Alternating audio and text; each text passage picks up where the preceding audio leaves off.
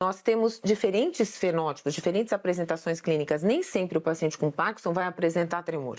Ele pode apresentar uma forma de rigidez e de lentidão ou uma forma tremulante. Então, a lentidão pode ser da fala também? Pode, exatamente. Um dos primeiros sinais que podem aparecer é a diminuição do tom da voz ou rouquidão. Então, os familiares, eles começam a perceber, nossa, você está falando mais baixo, você está falando meio embolado, o que está acontecendo? Ou alteração da escrita, que a gente chama de micrografia. Então, começa a ficar uma letra diferente, menor.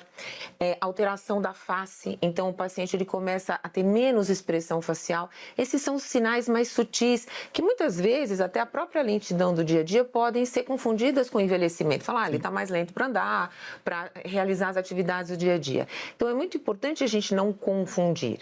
E, por exemplo, isso é um caso muito interessante, uma paciente, eu perguntei, o que você percebeu? Ela falou, eu estava indo ao banco e tinha uma parede de espelho. E eu percebi que quando eu caminhava, um lado do meu corpo, o braço não movimentava. Isso é muito comum, a gente observa isso no dia a dia. Que é a bradicinesia, é a diminuição do movimento. Então, normalmente, a doença de Parkinson ela é unilateral. Ela começa de um lado e depois existe o comprometimento do outro lado. E o tremor são das duas mãos? Não. Pode começar numa mão só, normalmente é de um lado só e depois pode passar para o outro lado. E é importante a gente não confundir o tremor da doença de Parkinson, por exemplo, com o tremor essencial. É isso que eu ia te perguntar. Isso não é que incomum. É muito comum. Exatamente. Muitos pacientes chegam tratando doença de Parkinson e é um tipo de tremor que acontece a hora que vai tomar um cafezinho, a hora que vai escrever. Então, esse é um tremor de ação ou de postura. Ele é o tremor muito mais relacionado, por exemplo, ao tremor essencial.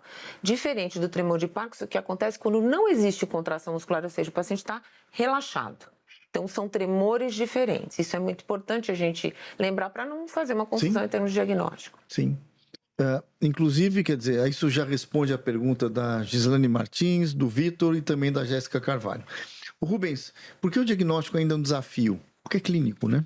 É clínico. Na verdade, às vezes o início dos sintomas, que não tem tremor, o paciente às vezes procura um ortopedista porque estava com o ombro um pouco dolorido, gera um Parkinson, procura um reumatologista. Então, às vezes o início, a detecção é difícil. Quando é tremor, no geral, é um pouco mais rápido o diagnóstico, o paciente procura o neurologista.